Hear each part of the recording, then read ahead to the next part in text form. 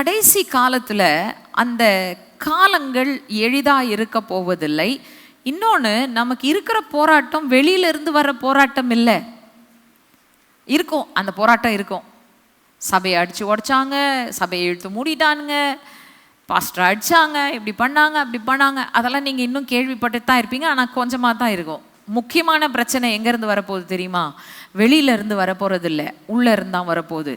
2 தீமோத்தேயுவின் புஸ்தகம் 3ஆம் அதிகாரம் 1-8 வசனங்கள் வரைக்கும். 2 தீமோத்தேயு 3:1-8 வரைக்கும். மேலும் கடைசி நாட்களில் கொடிய காலங்கள் வரும் என்று அறிவாயாக. எப்படியெனில் மனுஷர்கள் தற்பிரியராயும் பணப்பிரியராயும் வீம்புக்காரராயும் அகந்தை உள்ளவர்களாயும் தூஷிக்கிறவர்களாயும் தாய் தகப்பன்மாருக்கு கீழ்ப்படியாதவர்களாயும் நன்றி அறியாதவர்களாயும் பரிசுத்தம் இல்லாதவர்களாயும் சுபாவ அன்பு இல்லாதவர்களாயும் இணங்காதவர்களாயும் அவதூறு செய்கிறவர்களாயும் இச்சை அடக்கம் இல்லாதவர்களாயும் கொடுமை உள்ளவர்களாயும் நல்லோரை பகைக்கிறவர்களாயும் துரோகிகளாயும் துணிகரம் உள்ளவர்களாயும் இருமாப்புள்ளவர்களாயும் தேவ பிரியராயிராமல் சுகபோக பிரியராயும் தேவ பக்தியின் வேஷத்தை தரித்து அதன் பலனை மறுதலிக்கிறவர்களாயும் இருப்பார்கள். இப்படிப்பட்டவர்களை நீ விட்டு விலகு. பாவங்களால் நிறைந்து பற்பல இச்சைகளால் இழுப்புண்டு எப்போதும் கற்றாலும் ஒருபோதும் சத்தியத்தை அறிந்து உணராதவர்களாய் இருக்கிற பெண் பிள்ளைகளுடைய வீடுகளில் இப்படிப்பட்டவர்கள் நுழைந்து அவர்களை வசப்படுத்தி கொள்ளுகிறார்கள். யன்னேயும் யம்ப்ரேயும் மோசேக்கு எதிர்த்து நின்றது போல இவர்களும் சத்தியத்துக்கு எதிர்த்து நிற்கிறார்கள். இவர்கள் துர்ப்புத்தி உள்ள மனுஷர்கள், விசுவாச விஷயத்தில் பரீட்சைக்கு நில்லாதவர்கள். எத்தனை பேர் ஒத்துக்கிறீங்க இது இன்னைக்குடைய சந்ததிக்கு பெர்ஃபெக்ட் டிஸ்கிரிப்ஷன் இல்லையா? இன்னைக்கு பூமியில் இருக்கிற சந்ததிக்கு பர்ஃபெக்டான டிஸ்கிரிப்ஷன் இதுதான். மனுஷர் தற்பிரியராக இருக்கிறார்கள். உண்மையா இல்லையா? நான் ஏற்கனவே சொல்லியிருக்கேன்னு நினைக்கிறேன். இந்த செல்ஃபின்னு ஒன்று இருக்கு பாருங்க, அதுவே மனுஷர் தற்பிரியராக இருக்கிறார்கள் என்பதை காண்பிக்கிறது. முன்னாடியெல்லாம் ஐயோ நான் எப்படி இருக்கிறேனோ தெரியல, அதனால் ஃபோட்டோ எடுத்தால் கூட ஐயோ நான் ஃபோட்டோலலாம் வந்து நிற்க மாட்டேன், நான் ஃபோட்டோக்கெல்லாம் என் முகம்லாம் நல்லா இருக்காது அப்படின்வாங்க. ஆனால் இன்றைக்கி பாருங்கள், காக்கா மாதிரி இருந்தாலும் ஒரு செல்ஃபின்னு ஒரு கேமரா, அதுக்கு ஆயிரக்கணக்கில் காசை போட்டு வாங்கி செல்ஃபியாக அடித்து ஊர் உலகம் முழுக்க அனுப்புறதே நீங்கள் மனுஷனுக்கு பொழப்பா போச்சு. மற்றவன் மேலே பிரியம் இல்லை, தற்பிரியர். நாங்கள் மட்டும்தான் முக்கியம், எங்கள் முகம் மட்டும்தான் எங்களுக்கு முக்கியம், வேற யாரை பற்றி எங்களுக்கு கவலை இல்லை. அடுத்தது என்ன சொல்லுது? தற்பிரியருக்கு அடுத்தது பணப்பிரியர். பணம் யாரையாச்சும் விட்டுச்சா? இல்லை. எல்லாத்துக்கும் பணம் சம்பாதிக்கணும். சம்பாதிக்கிறது போதாது, இன்னும் மேலே சம்பாதிக்கணும். இதுதான் இன்னைக்கு இருக்கிற சந்ததியுடைய ப்ராப்ளம். ஏன்ப்பா வேலையை விட்டு மாறுற? ஏதாச்சும் பிரச்சனையாப்பா உனக்கு இந்த கம்பெனியில்? இல்லை சிஸ்டர், பிரச்சனைலாம் இல்லை, ஆனால் அடுத்த கம்பெனியில் இன்னும் நல்ல ஆஃபர் கொடுக்குறான், அதனால இங்கேருந்து அங்கே போயிடலாம். நான் ஒரே ஒரு வார்த்தை சொல்லுவேன், போதும் என்ற மனதுடனே கூடிய தெய்வ பக்தியே ஆண்டவர் உனக்கு வேலையை ஆண்டவர் தானே கொடுத்தாரு. சாட்சி சொன்னல, சர்ச்சில் ஏறி கர்த்தர் கொடுத்தார், எனக்கு இந்த வேலையை கர்த்தர் அற்புதமாய் கொடுத்தார். கொடுத்த வேலை இப்போ என்னப்பா ஆச்சு? கர்த்தர் மாற்ற சொன்னார்ப்பா, கர்த்தர் மாற்ற சொன்னால் ஒழிய மாற்றாதே. That's the advice I give to many people. ஏன்னா பணத்தின் பின்னாடி நீங்கள் போனீங்கன்னா அது ஒரு it's like running behind a mirage. மிராஜ்னா என்ன தெரியுமா? இந்த நீர், அது என்னது, காணல் நீர்ன்னு சொல்லுவாங்க பார்த்தீங்களா, அதுக்கு பின்னாடி ஓடுற மாதிரி. நீங்கள் பக்கத்தில் போக போக அது தூரமாக போயிட்டே இருக்கும், ஓடிக்கொண்டே இருப்பீர்கள், அதற்கு முடிவு இருக்கவே இருக்காது. மனுஷர் தற்பிரியராயும் பணப்பிரியராயும், அடுத்தது வீம்பு வம்பு சண்டை இன்னைக்கு மனுஷருக்கு ரொம்ப பிரியமான காரியமாக மாறிடுச்சு. நீங்கள் ஒரு ஸ்டேட்மெண்ட் போட்டு பாருங்க ஃபேஸ்புக்கில், ஒரு 10 பேர் வந்து உங்களுக்கு பாசிட்டிவாக கமெண்ட் பண்ணான்னா 20 பேர் நெகட்டிவாக கமெண்ட் பண்ணுவான். வீம்பு இழுக்கணும் வம்பு இழுக்கணுன்னே வந்து கமெண்ட் போடுவான், உடனே அங்கே ஒரு வம்பு சண்டை நடந்துடும். நீங்கள் நல்லா கவனிச்சு பாருங்கள், இது எல்லாம் focuses around social media and the social world today. ஒரு காலத்தில் இல்லாதது ஏன் இன்னைக்கு இருக்குது? இது எப்படி நடக்கும்னு நம்ம நினச்சிருக்கலாம், ஆனால் இன்னைக்கு எப்படி நடந்துருச்சு? இந்த கையில் இருக்கிற ஒரு சின்ன பிசாசால அவ்வளோ பெரிய போராட்டம், ரைட்? அதை நான் பிசாசுன்னு தான் சொல்வேன். என்னதான் நீங்கள் தெய்வ செய்திகளை கேட்டு பாடல்களை அதில் கேட்டாலும் அது பிசாசு தான். இருக்கிற வரைக்கும் பிசாசுக்கு வச்சிருக்கிற ஒரு ஆயுதத்தை நம்ம என்ன செஞ்சுட்டு இருக்கோம், தேவனுடைய ராஜ்யத்துக்காக யூஸ் பண்ண முடிஞ்ச அளவு யூஸ் பண்றோம், அவ்வளவுதான். ஆனா அதுல செய்தி வருது, பாட்டு வருதுன்றதுனால அது நல்லதுன்னு நான் சொல்லவே மாட்டேன். புரியுதா? அந்த ஒன்று தான் இன்னைக்கு நம்ம வாழ்க்கையே மாற்றி விட்டுருக்குது. அப்போ மனுஷர் தற்பிரியராய், பணப்பிரியராய், வீம்புக்காரராய், அகந்தை உள்ளவர்களாய், தூஷிக்கிறவர்களாய், தாய் தகப்பன்மாருக்கு கீழ்ப்படியாதவர்களாய், சொல்லவே தேவையில்லை, நன்றி அறிதல் இல்லாதவர்களாய். இன்னைக்கு நீங்க ஏதாச்சும் செஞ்சு பாருங்க, அடுத்த நிமிஷம் முதுக காட்டிட்டு போவோம். உங்களுக்கு நமக்கு வெறுப்பா இருக்கும், என்னடா இவ்வளோ கஷ்டப்பட்டு எல்லாம் செஞ்சு கொடுத்தோம், என்னமோ நான் செய்யணும் அப்படின்னு இருந்த மாதிரி இந்த ஹெல்ப்பை வாங்கிட்டு போறாங்களேன்னு இருக்கும். நன்றி அறிதல் இல்லாத சமுதாயம் இன்றைக்கு, பரிசுத்தம் இல்லாதவர்கள். People don't care for moral values today. சுபாவ அன்பில்லாதவர்கள், இணங்காதவர்கள், அவதூறு செய்கிறவர்கள், இச்சையடக்கம் இல்லாதவர்கள், கொடுமை உள்ளவர்கள். கொடுமையான இன்னைக்கெல்லாம் கொலைலாம் பார்த்தீங்கன்னா கொடுமையா இருக்கு, பயங்கரமான காரியங்களை செய்கிறாங்க. அதை யோசித்து பார்த்தா அப்படியே நமக்கு அதை கேட்கும் போது அப்படியே உள்ளமெல்லாம் நடுங்கி போகுது. எப்படின்னா ஒரு மனுஷ சுபாவமே இல்லையே, இது மிருக சுபாவம் ஆச்சே அப்படின்னு நம்ம யோசிக்கக்கூடிய அளவுக்கு இன்றைக்கு கொடுமையான காரியங்கள் நடக்கிறது. நல்லூரை பகைக்கிறவர்கள். நல்லவன் இருந்தா அவனுக்கு காலம் இது இல்லை. ஏன்னா அவனை தான் 10 பேர் என்ன செய்வாங்க, எதிர்த்து நிற்பாங்க. கெட்டவனை தூக்கி தலையில வச்சு ஆடுவாங்க, நல்லவனை என்ன செய்வாங்க, மட்டம் தட்டி எவ்வளவு கீழே போட்டு மிதிக்க முடியுமோ மிதிப்பாங்க. அதுதான் காலம். அடுத்தது துரோகிகள், துணிகரம் உள்ளவர்கள், இருமாப்புள்ளவர்கள், தேவ பிரியராயிராமல் சுகபோக பிரியராய் இருப்பது. இன்னைக்கு ஊழியத்துல அதுதான் பிரச்சனை. என்னைக்கு ஒரு மனுஷன் தேவ பிரியனாய் இல்லாமல் சுகபோக பிரியனாய் மாறுகிறானோ ஊழியத்தினுடைய ஃபேஸ் மாறிரும். புரியுதுங்களா உங்களுக்கு? அடுத்தது தெய்வ பக்தியின் வேஷத்தை தரித்து கொண்டு அதன் பலனை மறுதலிக்கிறவர்கள். கூட்டத்தின் மேல கூட்டத்துக்கு போவோம், ஆனா வாழ்க்கையில எங்களுக்கு மாற்றமே இருக்காது. எல்லாம் வேதத்தை வாசிப்போம், ஆனா அடுத்த நிமிஷம் பிரச்சனை வரும்போது வேதம் சொல்லுகிற வாக்குத்தத்தங்களை மறந்து நாங்க புலம்புவோம். கரெக்டா நான் சொல்றது? நீங்க அமைதலா இருக்கிறீங்க, இதெல்லாம் உண்மை என்பது உங்களுடைய அமைதல் சொல்லுகிறது. மௌனம் சம்மதம்ன்ற மாதிரி நான் எடுத்துக்கிறேன். ஓகே, உண்மைதானே? இன்னைக்கு நம்முடைய வாழ்க்கையில நம்மளை சுற்றிலும் பார்க்கும் பொழுது the fight around us is not from the world. இது எங்க இருக்குது? இதெல்லாம் உலகத்துல நினைக்கிறீங்களா?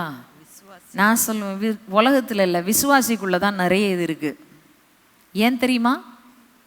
வேதம் ரொம்ப அழகா சொல்லுது. கீழே போனீங்கன்னா, யன்னே யம்ப்ரே மோசேக்கு எதிர்த்து நின்றது போல இவர்களும் சத்தியத்திற்கு எதிர்த்து நிற்கிறார்கள். யன்னே யம்ப்ரே யாரு தெரியுமா?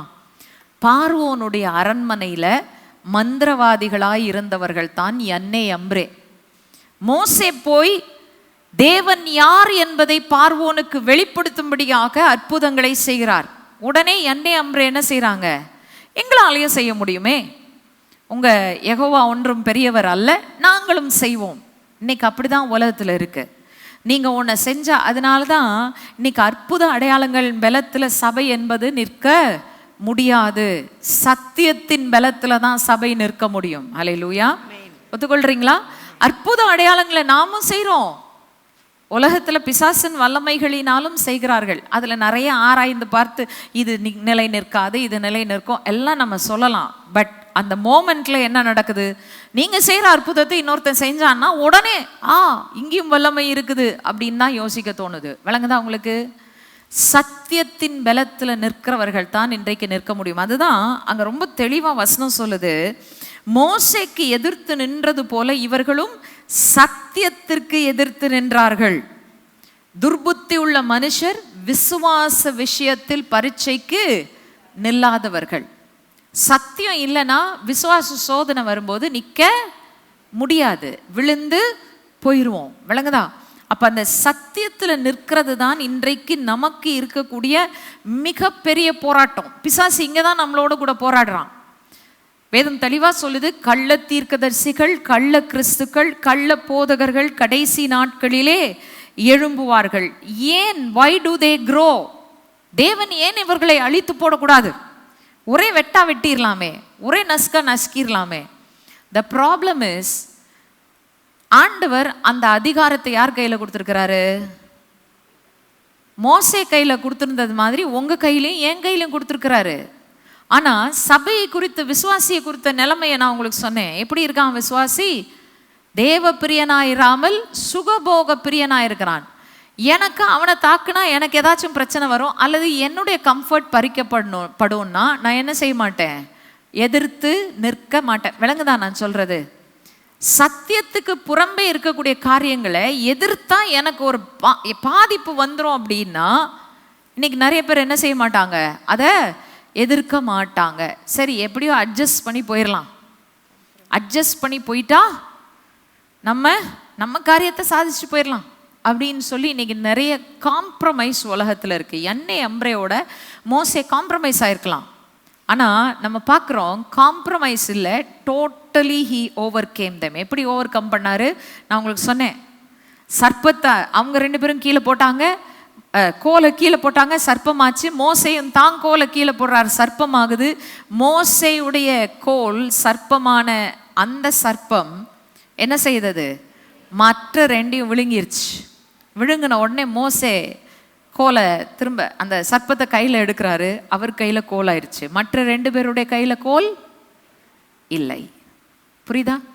முற்றிலுமாய் வெற்றி பெறுவதற்கும், see when you take the victory, நீங்க சத்தியத்துல நிலைத்திருந்து சத்ரு போராடுகிற போராட்டத்துல நீங்க பூர்ண வெற்றியை எடுக்கும்போது என்ன நடக்கும்னா, அவன் கையில இருக்கிற ஆயுதங்களார அவனை என்ன செஞ்சிடுறீங்க? உரிந்து போட்டுறீங்க. அப்ப அவன் போய் இன்னொருத்தரை ஏமாத்த முடியாது. புரியுதா? அப்போ சத்தியத்துல நிலை நிற்கிறது தான் இன்றைக்கு நமக்கு இருக்கக்கூடிய யுத்தம். இந்த சத்தியத்து நிமித்தமாக நமக்கு போராட்டம் வரும். நீங்க சத்தியத்துல நிக்கிறீங்களா? உங்களை எதிர்ப்பாங்க. சத்தியத்தை நீங்க அறிந்திருப்பதனாலே எல்லாருக்கும் நண்பராக மாற மாட்டீர்கள். The more you come into the light, the more the darkness will oppose you. புரியுதுங்களா நான் சொல்றது?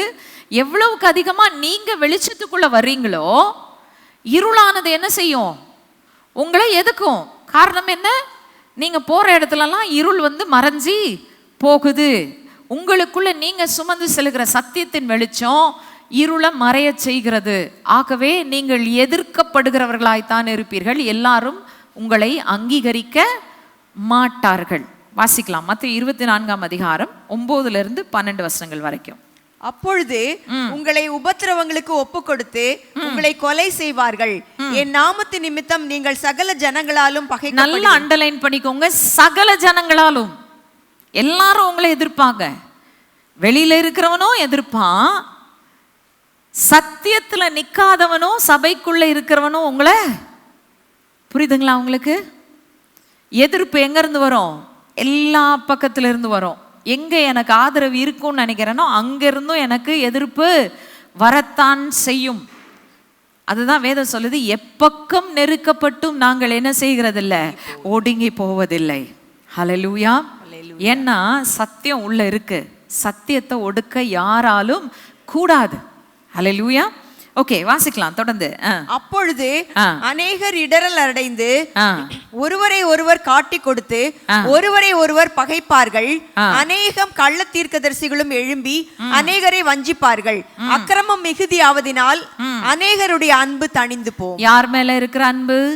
முதலாவது தேவன் பேர்ல இருக்கிற அன்பு தணிந்து போகும். அடுத்தது மனுஷர் மேல இருக்கிற அன்பும் தணிந்து போகும். இப்ப இங்க இருக்கிற பிரச்சனை ரொம்ப தெளிவா சொல்லப்பட்டிருக்கு. நீங்க பகைக்கப்படும் போது அநேகர் இடரல் அடைவார்கள். நீங்க பகைக்கப்படும் போது என்ன நடக்கும்? அநேகர் இடரல் அடைவார்கள். இடராம இருக்கணும்னா நான் என்ன செய்யணும்? இன்னைக்கு அதான் நமக்கு முக்கியம் இல்லையா? இடறி போறவங்க இடறி போய்தான் ஆகணும், வேற வழி இல்லை. ஆனா இங்க இருக்கிற நீங்களும் நானும் இடராமல் நிற்க வேண்டும் என்றால் என்ன செய்ய வேண்டும்? ஏன் இடராமல் நாம் நிற்போம்? ஒன்று, தேவனுடைய சத்திய வார்த்தை உள்ளத்திலும் கரத்திலும் இருக்கணும். ஓகே, உள்ளத்திலும் கரத்திலும் அப்படின்னு சொன்னா சிந்தையில, இருதயத்தின் நிறைவினால் வாய் பேசும். அடுத்தது பேசுறது மட்டுமல்ல, செயலிலும் உங்களுக்கு சத்தியம் என்ன சொல்லுகிறதோ அதையே நீங்கள் செயல்படுத்துகிறவர்களாக இருக்க வேண்டும். அதுதான் வெற்றிக்கு ஒரே வழி. ரெண்டாவதாக, இடரல் அடையாமல் இருப்பதற்கு என்ன வழி? ராஜாவுக்கு பின்னாடியே போயிட்டா இடரல் வராது. ஏன்? அவர் முன்னாடி போறாரு, தடைகளை அவர் தகர்க்கிறாரு, நான் பின்னாடி போயிட்டே இருக்கேன். அப்படின்னா என்ன அர்த்தம்? ரெண்டாவது காரியம், கிறிஸ்துவுக்கும் அவருடைய நோக்கங்களுக்கும் நாம் உண்மை உள்ளவர்களாய் இருக்க வேண்டும். ஒன்று, சத்தியம் உள்ளத்திலும் கரத்திலும் இருக்க வேண்டும். ரெண்டாவதாக, கிறிஸ்துவுக்கும் அவருடைய நோக்கங்களுக்கும் உண்மை உள்ளவர்களாய் இருக்க வேண்டும். இது ரெண்டும் இருந்தா கிறிஸ்து தாமே நமக்கு முன் செல்வார். ஹல்லேலூயா. He will go before us. அவர் நமக்கு முன்னாடி போகும்போது என்ன தடைகள் இருந்தாலும் தடைகள் என்ன செய்யப்படும்? தடைகள் அகற்றப்படும். தடைகள் வராதுன்னு ஆண்டவர் சொல்லல, ஆனா வர்ற தடைகளை தேவன் அகற்றுவார். வாசிங்க ஏசாயா 42 அதிகாரம் 13-16 வசனங்கள். 13, அதுக்கப்புறம் 16 வாசிக்கலாம். கர்த்தர் பராக்கிரமசாலியை போல் புறப்பட்டு யுத்த வீரனை போல் வைராக்கியம் உண்டு முழங்கி கெர்ச்சித்து தம்முடைய சத்துருக்களை மேற்கொள்ளுவார். குருடரை அவர்கள் அறியாத வழியிலே நடத்தி அவர்களுக்கு தெரியாத பாதைகளில் அவர்களை அழைத்து கொண்டு வந்து அவர்களுக்கு முன்பாக இருளை வெளிச்சமும் கோணலை செவ்வையும் ஆக்குவேன். இந்த காரியங்களை நான் அவர்களுக்கு செய்து அவர்களை கைவிடாதிருப்பேன். அல்லேலூயா. ஆண்டவர் நமக்குன்னு வச்சிருக்க ஆத்தும அறுவடையை யாராலையும் என்ன செய்ய முடியாது? கெடுக்க முடியாது. அல்லேலூயா. காலங்கள் பயங்கரமாய் இருக்கலாம், சத்ரு நம்மோடு எதிர்த்து பயங்கரமாய் போராடலாம். ஆனால் நீங்களும் நானும் கிறிஸ்துவில் இருக்கிற உண்மையில நிலைத்திருந்தோமானால் என்ன நடக்கும்? கர்த்தர் என்ன செய்வாரு? பராக்கிரமசாலியை போல நமக்கு முன்பதாக புறப்பட்டு, இதுதான் நம்ம அங்கேயும் வாசித்தோம் இல்லையா? வாசல்களே தலைகளை உயர்த்துங்கள், யார் இந்த மகிமையின் ராஜா? யுத்தத்தில் பராக்கிரமம் உள்ள கர்த்தர். பராக்கிரமசாலியை போல அவர் புறப்பட்டு யுத்த வீரனை போல வைராக்கியம் கொண்டு முழங்கி கெர்ஜித்து தம்முடைய சத்துருக்களை அவர் மேற்கொள்வார். ஹல்லேலூயா. அவர் சத்துருக்களை எப்படிங்க மேற்கொள்வாரு? பரலோகத்திலிருந்து வந்து அடிச்சு வெட்ட போறாரா? சத்துருக்களை எப்படி மேற்கொள்வார்? சத்துருக்களை மேற்கொள்வதற்கான ஆயுதம் என்ன? வாசிங்க எரேமியா 51:19-21 வரைக்கும். யாக்கோபின் பங்காய் இருக்கிறவர் அவைகளை போல் அல்ல, அவர் சர்வத்தையும் உண்டாக்கினவர். இஸ்ரவேல் அவருடைய சுதந்திரமான கோத்திரம், சேனைகளின் கர்த்தர் என்பது அவருடைய நாமம். நீ எனக்கு தண்டாயுதமும் அஸ்திராயுதமுமானவன், நான் உன்னை கொண்டு ஜாதிகளை நொறுக்குவேன். யார சொல்றாருங்க ஆண்டவர்? நம்மை கொண்டு. இஸ்ரவேலின் தேவனை குறித்து சொல்லிட்டு இருக்கா. யாக்கோபின் பங்காய் இருக்கிறவர் அவைகளை போல இல்லை, விக்கிரகங்களை குறித்து சொல்லி கொண்டிருக்கிறார். அவர் சர்வத்தையும் உண்டாக்கினவர். இஸ்ரவேல் அவருடைய சுதந்திரமான கோத்திரம். எந்த இஸ்ரவேல்? யூதர்கள் மட்டுமா? ஆவிக்குரிய இஸ்ரவேலா இருக்கிற நீங்களும் நானும் அவருடைய சுதந்திரமான கோத்திரம். சரி, அடுத்தது வாசிங்க. சேனைகளின் கர்த்தர் என்பது அவருடைய நாமம். அடுத்தது நீ என்று சொல்லும்போது அவர் யார சொல்றாரு? நீ என்பதை கர்த்தரை சொல்வாரா? தீர்க்கதரிசி இல்ல. இஸ்ரவேல் என்னும் தேவனுடைய சுதந்திரத்தை குறித்து சொல்கிறார். என்ன சொல்றாரு? நீ என் கரத்தில், நீ எனக்கு தண்டாயுதமாகவும். தண்டாயுதம் என்ன? தண்டனை செலுத்துகிற ஆயுதம், அதுதான் தண்டாயுதம். அடுத்தது அஸ்திராயுதமுமாய் இருப்பாய். உன்னை கொண்டு ஜாதிகளை என்ன செய்வேன்? ஹல்லேலூயா. ஹல்லேலூயா. நீங்க உங்களை யாரா பாக்குறீங்களோ எனக்கு தெரியாது. ஒருவேளை நீங்க யோசிக்கலாம், நான் பலவீனம் உள்ளவள், பலவீனம் உள்ளவன், எனக்கே யாராச்சும் ஒருத்தர் ஜெபம் பண்ணா நல்லா இருக்கும். ஆனா ஆண்டவர் உங்களை பார்த்து சொல்றாரு, என் கரத்தின் ஆயுதங்கள் நீங்கள். ஹல்லேலூயா. அவருடைய அம்பரா துணியில் மறைக்கப்பட்ட அம்புகள் நீங்கள். மறந்துடாதீங்க, ஆண்டவர் உங்களை சாதாரணமானவர்களாய் பார்க்கவில்லை. God sees you as mighty weapons in his hand. உங்களை கொண்டு தான் சத்ருவை அவர் நொறுக்கி போடுவார்.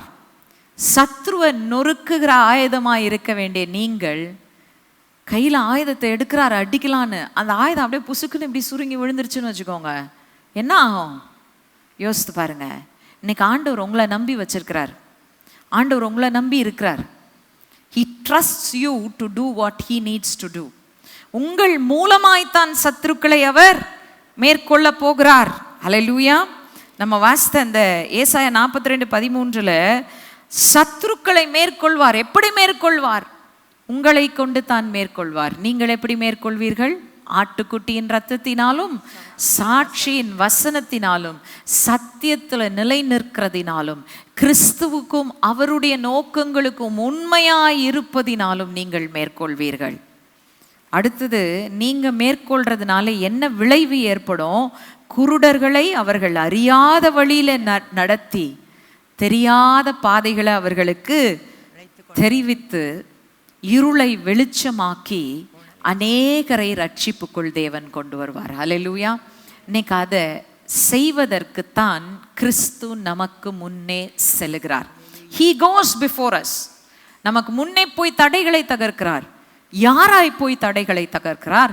சேனைகளின் கர்த்தராய் அவர் செல்கிறார். யுத்தத்தில் பராக்கிரமம் உள்ள கர்த்தராய் செல்கிறார். இது ஒவ்வொரு காலகட்டத்துக்கும் வேற மாதிரி இருந்திருக்கும்.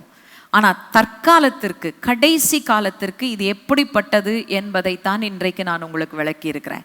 சத்தியத்தில் தான் நமக்கு சோதனை வரும். சத்தியத்தில் நிலை நிற்பதில் தான் பிசாசு நம்மோடு எதிர்த்து போராடுவான்.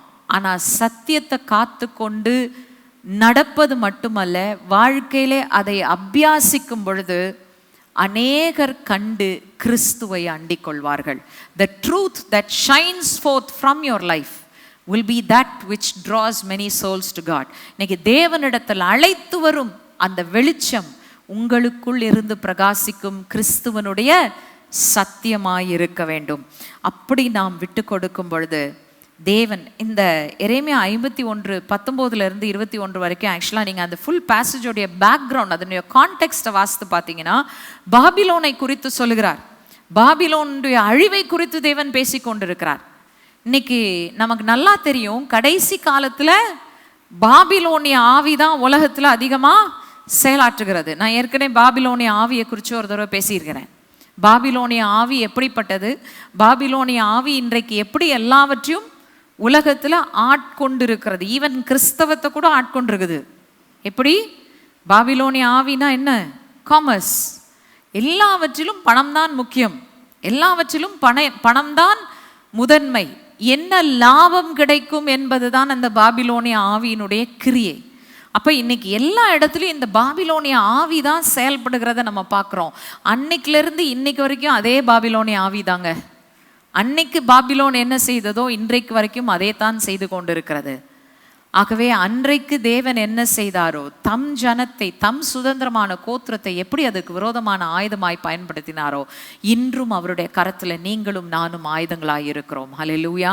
இன்னைக்கு we must counter the false with the true.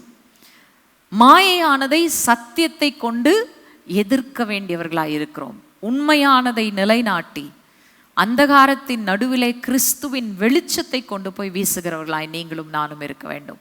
எழுந்து நிற்போமா? ஆண்டவருடைய சமூகத்தில் இந்த காலை வேளையிலே நம்ம ஒப்பு கொடுப்போமா?